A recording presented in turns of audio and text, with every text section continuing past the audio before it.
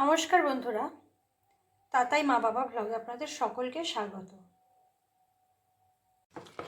আমি আজ আপনাদের সাথে শেয়ার করতে চলেছি পাটিসাপটার রেসিপি।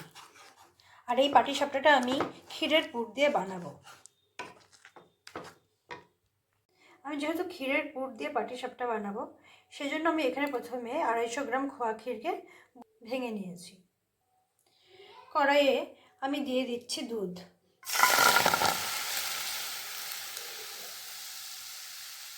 দুধটা গরম হয়ে গেছে। এই অবস্থায় আমি খোয়া ক্ষীরগুলোকে এর মধ্যে দিয়ে দিলাম আর দিয়ে দিচ্ছি চিনির গুঁড়ো।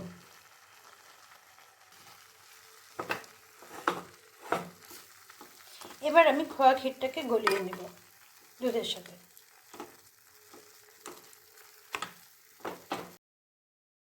ক্ষীরটার মধ্যে আমি আরেকটু দুধ মিশিয়ে নিয়েছি আর ক্ষীরটা এখন অনেকটাই গলে গিয়েছে, তাই এখন আমি এটাকে টানিয়ে নেব।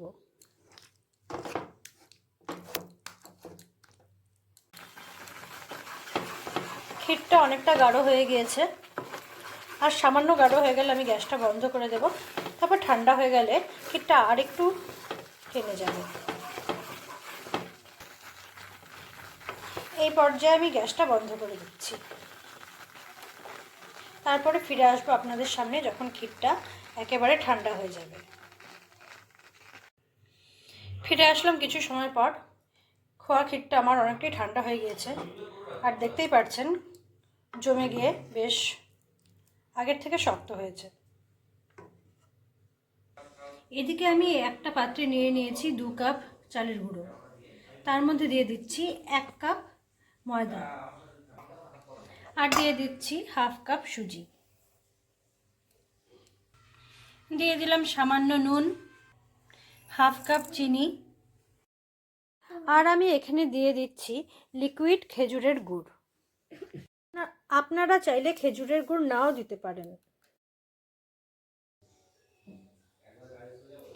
এবার আমি এর মধ্যে দিয়ে দিচ্ছি কিছুটা পরিমাণে জল, তবে আপনারা চাইলে জলের বদলে দুধেরও ব্যবহার করতে পারেন। এবার আমি এটাকে গুলিয়ে নেব। প্রথমে জলটা অল্পই দিতে লাগবে।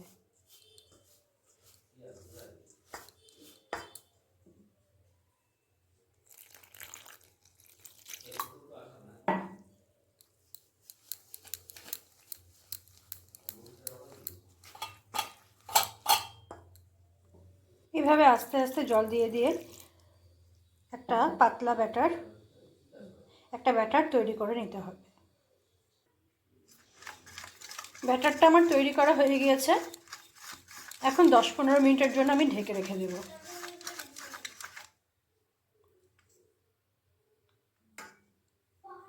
ফিরে আসলাম 10-15 মিনিট পর। দেখতেই পাচ্ছেন ব্যাটারটা কেমন হয়েছে। আমি বসিয়ে দিয়েছি একটা তাওয়া। তাওয়াটা গরম হয়ে যাওয়ার পরে আমি দিয়ে দিচ্ছি সর্ষে তেল। তেলটাকে আমি ব্রাশ করে নিচ্ছি তাওয়ার মধ্যে।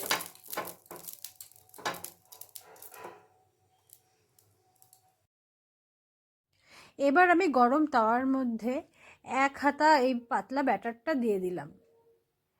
তারপর তাওয়াটাকে ঘুরিয়ে ঘুরিয়ে আমি গোল করে নিব। এভাবে 1 মিনিটের মতন আমি রেখে দেব। পাটিসাপটার নিচ সাইডটা হয়ে গিয়েছে মোটামুটি,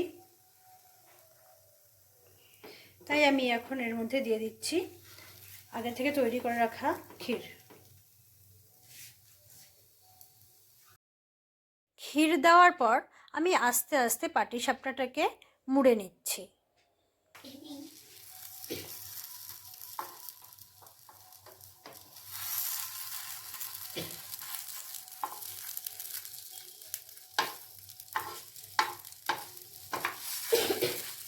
তৈরি হয়ে গিয়েছে আমার একটা পাটিসাপটা। ঠিক একই রকমভাবে আমি এখন বাকি পাটিসাপটাগুলো তৈরি করে তারপর ফিরে আসবো আবার আপনাদের সামনে। সবকটা পাটিসাপটা আমি তৈরি করে নিয়ে একটা প্লেটে সাজিয়ে চলে এসেছি আপনাদের সামনে। দেখতেই পাচ্ছেন পাটিসাপটাটা আমি কত সহজে আজকে বানিয়ে নিয়েছি।